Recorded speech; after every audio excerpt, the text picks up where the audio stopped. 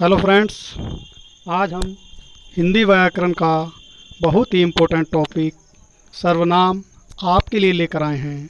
इस वीडियो में हम सर्वनाम की परिभाषा, भेद व उदाहरण, इस वीडियो में आपको बहुत सारे उदाहरणों के द्वारा समझाया जाएगा कि सर्वनाम क्या है और उसकी पहचान, उसके भेद क्या क्या होते हैं।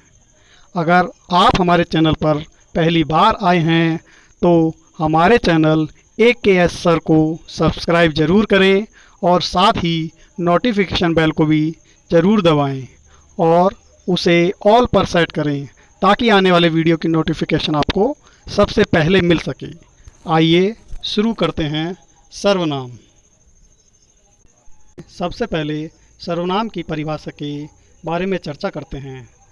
सर्वनाम जिन शब्दों का प्रयोग संज्ञा के स्थान पर किया जाता है उन्हें सर्वनाम कहते हैं। और इसकी दूसरी परिभाषा क्या है? दूसरे शब्दों में सर्वनाम उस विकारी शब्द को कहते हैं जो पूर्वापर संबंध से किसी भी संज्ञा के बदले आता है। और सरल शब्दों में इसकी परिभाषा क्या होगी? सर्व माने सब, नामों माने संज्ञाओं के बदले में जो शब्द आते हैं उन्हें सर्वनाम कहते हैं। सर्वनाम यानी सबके लिए नाम, इनका प्रयोग संज्ञा के स्थान पर किया जाता है। आइए देखें कैसे। राधा 7वीं कक्षा में पढ़ती है। वह पढ़ाई में बहुत तेज है। उसके सभी मित्र उससे प्रसन्न रहते हैं। वह कभी भी स्वयं पर घमंड नहीं करती। वह अपने माता पिता का आदर करती है। आपने देखा कि ऊपर लिखे अनुच्छेद में राधा के स्थान पर वह, उसके, उससे, स्वयं, अपने आदि शब्दों का प्रयोग हुआ है। अतः ये शब्द सर्वनाम हैं। इस प्रकार संज्ञा के स्थान पर आने वाले शब्दों को सर्वनाम कहते हैं।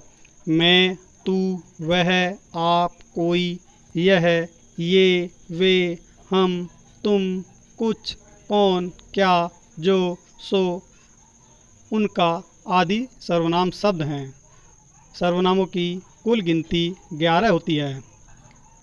अन्य सर्वनाम शब्द भी इन्हीं शब्दों से बने हैं जो लिंग, वचन, कारक की दृष्टि से अपना रूप बदलते हैं। जैसे राधा नृत्य करती है। राधा का गाना भी अच्छा होता है। राधा गरीबों की मदद करती है। राधा नृत्य करती है, उसका गाना भी अच्छा होता है, वह गरीबों की मदद करती है। आप, अपना, यह, इस, इसका, वह, उस, उसका। अन्य उदाहरण, सुभाष एक विद्यार्थी है। वह मतलब सुभाष रोज स्कूल जाता है। उसके, सुभाष के पास सुंदर बस्ता है। उसे मतलब सुभाष को घूमना बहुत पसंद है। उपयुक्त वाक्यों में सुभाष शब्द संज्ञा है तथा उसके स्थान पर वह, उसके, उसे शब्द संज्ञा के स्थान पर प्रयोग किए गए हैं, इसलिए ये सर्वनाम हैं।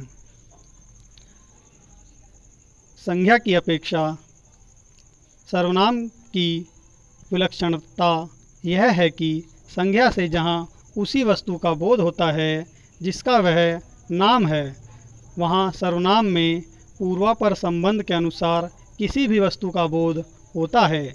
लड़का कहने से केवल लड़के का बोध होता है। घर, सड़क आदि का बोध नहीं होता, किंतु वह कहने पर पूर्वापर संबंध के अनुसार किसी भी वस्तु का बोध होता है।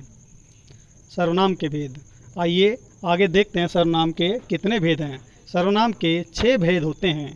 पहला सर्वनाम पुरुषवाचक सर्वनाम, दूसरा सर्वनाम निजवाचक सर्वनाम, तीसरा सर्वनाम अनिश्चितवाचक सर्वनाम, चौथा सर्वनाम संबंधवाचक सर्वनाम, पांचवा सर्वनाम प्रश्नवाचक सर्वनाम, छठा सर्वनाम निजवाचक सर्वनाम। साथ ही में इनके अंग्रेजी नाम भी दिए गए हैं। जैसे पहला हमारा होता है पर्सनल प्रोनाउन, दूसरा डेमोस्ट्रेटिव प्रोनाउन, तीसरा इंडेफिनाइट प्रोनाउन, चौथा रिलेटिव प्रोनाउन, पांचवा इंटरोगेटिव प्रोनाउन और पांचवा रिफ्लेक्सिव प्रोनाउन। सबसे पहले पुरुषवाचक सर्वनाम। पुरुषवाचक सर्वनाम क्या होते हैं? जिन सर्वनाम शब्दों से व्यक्ति का बोध होता है उन्हें पुरुषवाचक सर्वनाम कहते हैं। दूसरे शब्दों में बोलने वाले, सुनने वाले तथा जिसके विषय में बात होती है उसके लिए प्रयोग किए जाने वाले सर्वनाम पुरुषवाचक सर्वनाम कहलाते हैं। पुरुषवाचक सर्वनाम पुरुषों या स्त्री, पुरुषों, स्त्री या पुरुष के नाम के बदले आते हैं। जैसे मैं आता हूँ, तुम जाते हो, वह भागता है। उपयुक्त वाक्यों में मैं, तुम, वह पुरुषवाचक सर्वनाम हैं। पुरुषवाचक सर्वनाम के प्रकार। पुरुषवाचक सर्वनाम के 3 प्रकार होते हैं। सबसे पहले उत्तम पुरुषवाचक, दूसरा मध्यम पुरुषवाचक और तीसरा अन्य पुरुषवाचक। उत्तम पुरुषवाचक सर्वनाम फर्स्ट पर्सन। जिन सर्वनामों का प्रयोग बोलने वाला अपने लिए करता है उन्हें हम उत्तम पुरुषवाचक सर्वनाम कहते हैं। जैसे मैं, हमारा, हम, मुझको, हमारी, मैंने, मेरा, मुझे आदि। उदाहरण, मैं स्कूल जाऊंगा, हम मतदान नहीं करेंगे। यह कविता मैंने लिखी है, बारिश में हमारी पुस्तकें भीग गई, मैंने उसे धोखा नहीं दिया। ये सभी पुरुषवाचक सर्वनाम हैं। ये सभी उत्तम पुरुषवाचक सर्वनाम हैं। और दूसरा हमारा है मध्यम पुरुषवाचक सर्वनाम। जिन सर्वनाम का प्रयोग सुनने वाले के लिए किया जाता है उन्हें मध्यम पुरुषवाचक कहते हैं। जैसे तू, तुम, तुम्हें, आप, तुम्हारे, तुमने, आपने आदि। उदाहरण के लिए, तुमने गृह कार्य नहीं किया है, तुम सो जाओ, तुम्हारे पिताजी क्या काम करते हैं, तू घर से क्यों पहुंचा, तू घर देर से क्यों पहुंचा, तुमने कुछ काम किया है। तीसरे नंबर पर अन्य पुरुषवाचक। जिन सर्वनाम शब्दों का प्रयोग किसी अन्य व्यक्ति के लिए किया जाता है उन्हें अन्य पुरुषवाचक कहते हैं। जैसे वे, यह, वह, इनका, इन्हें, उसे, उन्होंने, इन्हें, उन्हें आदि।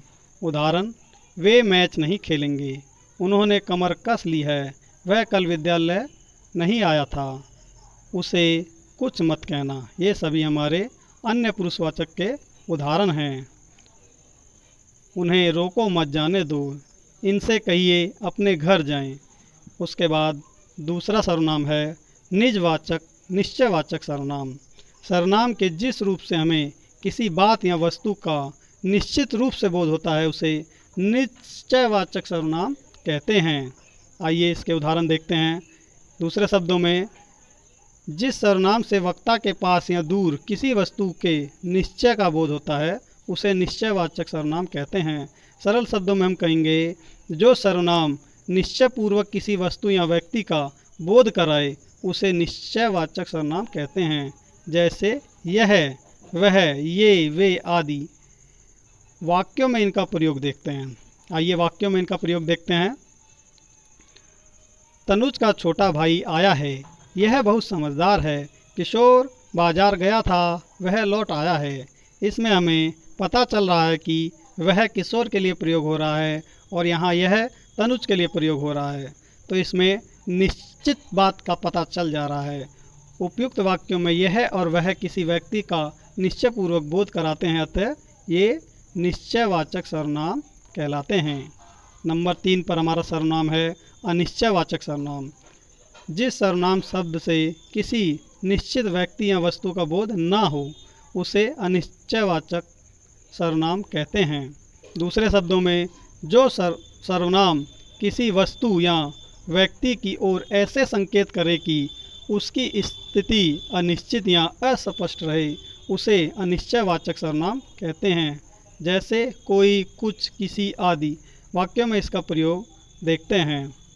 मोहन, आज कोई तुमसे मिलने आया था, पानी में कुछ गिर गया है। यहाँ कोई और कुछ व्यक्ति और वस्तु का अनिश्चित बोध कराने वाले अनिश्चयवाचक सर्वनाम हैं। नंबर 4 संबंधवाचक सर्वनाम। जिन सर्वनाम शब्दों से दूसरे सर्वनाम शब्दों से संबंध ज्ञात हो तथा जो शब्द दो वाक्यों को जोड़ते हैं उन्हें संबंधवाचक सर्वनाम कहते हैं। दूसरे शब्दों में कैसे बताएंगे? जो सर्वनाम वाक्य में प्रयुक्त किसी अन्य सर्वनाम से संबंधित हों उन्हें संबंधवाचक सर्वनाम कहते हैं। जैसे जो, जिसका, सो, जिसने, जैसा, वैसा आदि। वाक्य में इनका प्रयोग देखते हैं। जैसा करोगे वैसा भरोगे, जिसकी लाठी उसकी भैंस। उपयुक्त वाक्यों में वैसा का संबंध जैसा के साथ तथा उसकी का संबंध जिसकी के साथ सदैव रहता है, अतः ये संबंधवाचक सर्वनाम हैं। पांचवा सर्वनाम होता है हमारा प्रश्नवाचक सर्वनाम। जो सर्वनाम शब्द सवाल पूछने के लिए प्रयुक्त होते हैं उन्हें प्रश्नवाचक सर्वनाम कहते हैं। सरल शब्दों में प्रश्न करने के लिए जिन सर्वनामों का प्रयोग होता है उन्हें प्रश्नवाचक सर्वनाम कहते हैं। जैसे कौन, क्या, किसने आदि। वाक्यों में इनका प्रयोग देखते हैं। टोकरी में क्या रखा है, बाहर कौन खड़ा है, तुम क्या खा रहे हो। उपयुक्त वाक्यों में क्या, कौन का प्रयोग प्रश्न पूछने के लिए हुआ है, अतः ये प्रश्नवाचक सर्वनाम हैं। अंतिम हमारा सर्वनाम है निजवाचक सर्वनाम। निज का अर्थ होता है अपना और वाचक का अर्थ होता है बोध, ज्ञान कराने वाला, अर्थात निजवाचक का अर्थ होता है अपनेपन का बोध कराने वाला। इस प्रकार जिन सर्वनाम शब्दों का प्रयोग कर्ता के साथ अपनेपन का ज्ञान कराने के लिए किया जाए उन्हें निजवाचक सर्वनाम कहते हैं। जैसे अपने, आप, निजी, खुद आदि। आप शब्द का प्रयोग पुरुषवाचक तथा निजवाचक सर्वनाम दोनों में होता है। उदाहरण, आप कल दफ्तर नहीं गए थे, मध्यम पुरुष आदर सूचक शब्द। आप मेरे पिता श्री बसंत सिंह हैं, अन्य पुरुष आदर सूचक परिचय देते समय। ईश्वर भी उन्हीं का साथ देता है जो अपनी मदद आप करते हैं, निजवाचक सर्वनाम। निजवाचक सर्वनाम का रूप आप है, लेकिन पुरुषवाचक अन्य पुरुष वाले आप से इसका प्रयोग बिल्कुल अलग है। यह कर्ता का बोधक है पर स्वयं कर्ता का काम नहीं करता है। पुरुषवाचक आप बहुवचन में आदर के लिए प्रयुक्त होता है। जैसे आप मेरे सिर आँखों पर हैं, आप क्या राय देते हैं। किंतु निजवाचक आप एक ही तरह दोनों वचनों में आता है और तीनों पुरुष में इसका प्रयोग किया जा सकता है। निजवाचक सर्वनाम आप का प्रयोग निम्नलिखित अर्थों में होता है। निजवाचक आप का प्रयोग किसी संज्ञा या सर्वनाम के अवधारण निश्चय के लिए होता है। जैसे मैं आप वहीं से आया हूँ, मैं आप वही कार्य कर रहा हूँ। निजवाचक आप का प्रयोग दूसरे व्यक्ति के निराकरण के लिए भी होता है। जैसे उन्होंने मुझे रहने को कहा और आप चलते बने, वह औरों का नहीं अपने का सुधार रहा है। सर्वसाधारण के अर्थ में भी आप का प्रयोग होता है। जैसे आप भला तो जग भला, अपने से बड़ों का आदर करना उचित है। अवधारण के अर्थ में कभी कभी आप के साथ ही जोड़ा जाता है। जैसे मैं आप ही चला आता था, यह काम आप ही कर लूँगा। और अंतिम में एक और सर्वनाम की व्याख्या की गई है, मगर इसे हम सर्वनाम के भेद के रूप में प्रयोग नहीं करते हैं। आइए इसके बारे में भी थोड़ी सी जानकारी ले ली जाए। यह सर्वनाम है संयुक्त सर्वनाम।